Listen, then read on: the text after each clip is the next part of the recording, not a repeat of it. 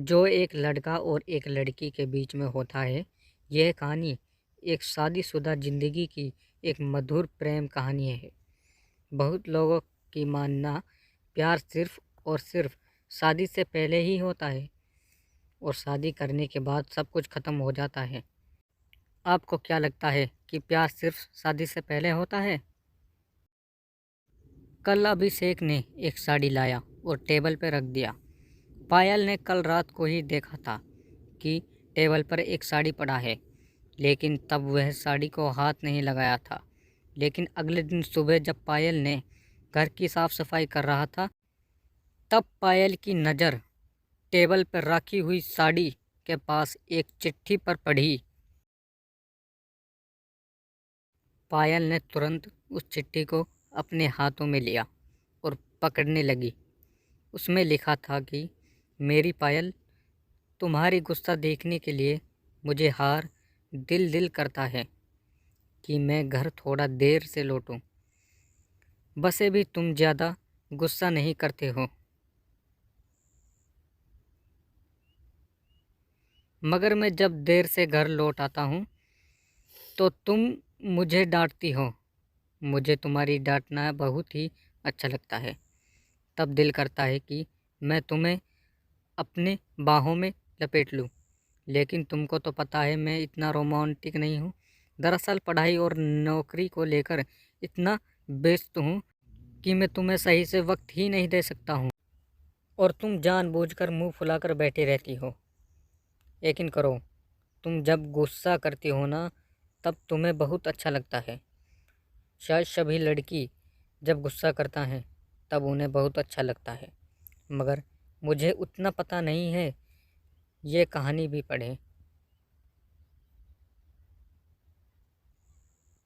लेकिन तुम्हें मैं जानता हूँ, गुस्से में इतना प्यारी लगती हो जो कहकर मैं तुम्हें समझा नहीं सकता हूँ। दिल करता है हर रोज़ मैं तुम्हें अपने बाहों में लपेट लूँ, लेकिन पता नहीं किसी अज्ञात कारण की वजह से नहीं कर पा रहा हूँ। हर रोज़ देर से घर लौटने के कारण सिर्फ वही है कि मैं सिर्फ तुम्हारा गुस्सा वाला चेहरा देखना चाहता हूँ, जो तुम्हारी गुस्से भरी चेहरे की पीछे छुपा है। एक अनदेखा ढेर सारे प्यार। बहुत प्यार करता हूँ तुमसे, इसलिए मैं अपने प्यार को अपने ही दिल में छुपा कर रखता हूँ। मैं सुबह जल्दी उठता हूँ ताकि सूरज तुम्हें देखने से पहले मैं देख सकूँ। रोशनी मुझे पसंद नहीं है, लेकिन क्या कर सकता हूँ।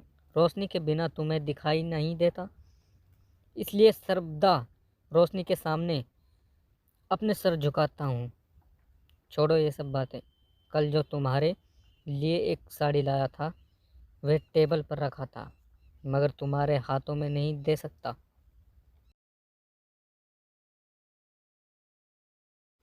अभी यह चिट्ठी पढ़ने के बहाने शायद वह साड़ी अपने हाथों में लेंगे।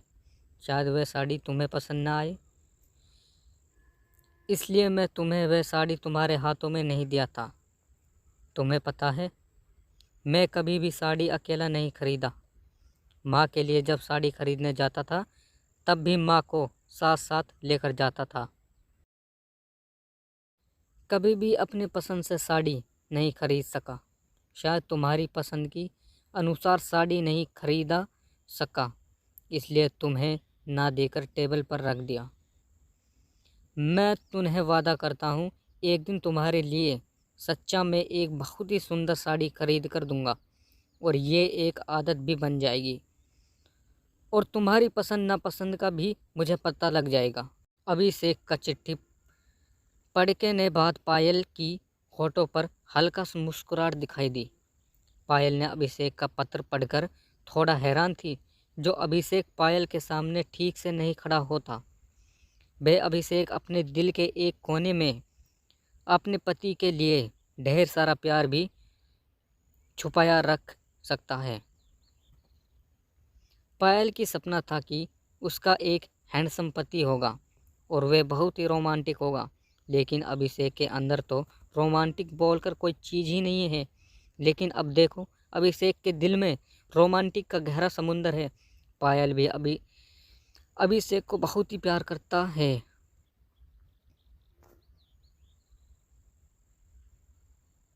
लेकिन कोई किसी से अपने दिल में छुपी हुई प्यार की खुलासा नहीं करता। अब अभिषेक की चिट्ठी पढ़कर पायल को साड़ी पहनने की दिल कर रहा था। थोड़ी देर बाद दरवाज़ा पर ठक ठक आवाज़ आई। पायल ने तुरंत जाकर दरवाज़ा खोला। अभिषेक पायल को देखकर हैरान हो गया। अभिषेक ने एक पल के लिए सोचा कि वह गलत दरवाजे पर आ गया। उसने एक बार अपनी आंख मरोड़ कर देखा तो नहीं, ये पायल ही है। फिर भी अभिषेक ने पायल को नज़रअंदाज करके अपने घर के अंदर चला गया। ऐसा देख रहा है कि जैसे पायल को रोज़ वह इसी हालत में देखता है। पायल को वह समझने नहीं दिया कि वह पायल को देखकर चौंक गए थे। अभिषेक ने खाना खाकर अपने बिस्तर पर लेटा हुआ था। तभी दरवाज़ा बंद करने की आवाज़ आई। अभिषेक ने समझ लिया कि पायल कमरे में आया।